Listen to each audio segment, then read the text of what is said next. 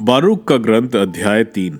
सर्वशक्तिमान प्रभु इज़राइल के ईश्वर, हम अत्यंत दुखी और संतस्त्र हैं। प्रभु ध्यान दे और दया कर, क्योंकि हमने तेरे विरुद्ध पाप किया है। तू तो सदा बना रहता है और हम सदा के लिए नष्ट होते जा रहे हैं।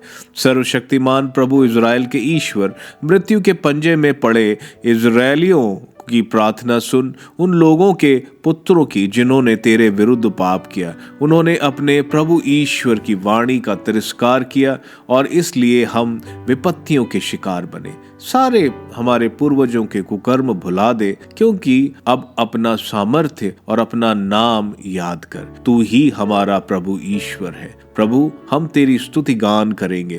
तूने हमारे मन में अपने प्रति श्रद्धा उत्पन्न की, जिससे हम तेरे नाम की दुहाई दें। हम अपने निर्वासन के देश में तेरी स्तुति गान करेंगे, क्योंकि हमने तेरे विरुद्ध पाप करने वाले अपने पूर्वजों के सब कुकर्म अपने हृदय से निकाल दिए। यदि हम आज निर्वासन के देश में, जहां तूने हमें बिखेरा है, अपमान, अभिशाप और दंडाज्ञा के पात्र हैं, तो इसका कारण यह है कि हमारे पूर्वजों ने अपने प्रभु ईश्वर का परित्याग कर दिया है। प्रबोधन। इज़राइल, जीवन देने वाले आज्ञाएं सुनो, कान लगाकर सच्चा ज्ञान प्राप्त करो। इज़राइल, तुम क्यों अपने शत्रुओं के देश में हो? तुम क्यों विदेश में बूढ़े हो गए हो? तुम विदेश में दुख के दिन काटते हो। तुम मृतकों द्वारा अशुद्ध बन गए हो। अधोलोक जाने वालों में तुम्हारी गिनती हो गई है। यह इसलिए हो रहा है कि तुमने प्रज्ञा का स्रोत त्याग दिया है। यदि तुम ईश्वर के मार्ग पर चले होते, तो तुम सदा के लिए शांति में जीवन बिताते। यह समझ लो कि ज्ञान कहाँ है, सामर्थ्य कहाँ है, बुद्धिमानी कहाँ है, जिससे तुम जान जाओ कि लंबी आयु और जीवन कहाँ है, आंखों की ज्योति और शांति कहाँ है। कौन प्रज्ञा के निवास स्थान तक पहुंचा है? किसने उसके खजाने में प्रवेश किया है? राष्ट्रों के वे शासक कहाँ हैं, जो पृथ्वी के जंगली पशुओं अपने वश में रखते और आकाश के पंछियों का खेल दिखाते हैं, जो चांदी और सोने का संचय करते हैं, जिस पर मनुष्य भरोसा रखते हैं? कहाँ है वो मनुष्य जिनकी संपत्ति अपार है? कहाँ है वे चांदी के शिल्पकार जो चांदी की ही चिंता करते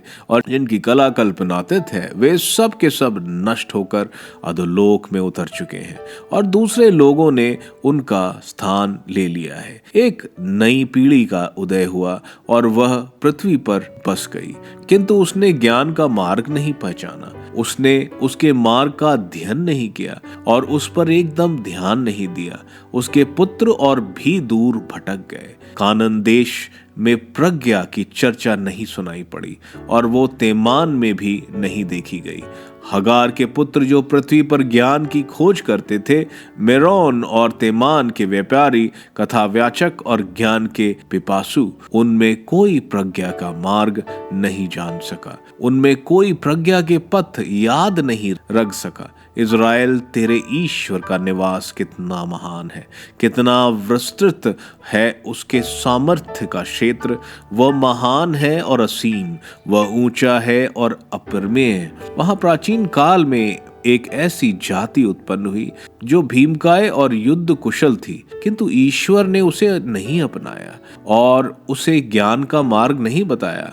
उसका विनाश हुआ क्योंकि वह स्वयं नासमझ थी। वह अपनी मूर्खता के कारण नष्ट हो गई। कौन प्रज्ञा लाने के लिए स्वर्ग गया? किसने उसके बादल के ऊपर से नीचे उतारा? किसने समुद्र पार कर उसका पता लगाया? किसने शुद्ध सोने से उसे खरीदा? कोई उसके यहाँ का मार्ग नहीं जानता, कोई उसके मार्ग की चिंता नहीं करता।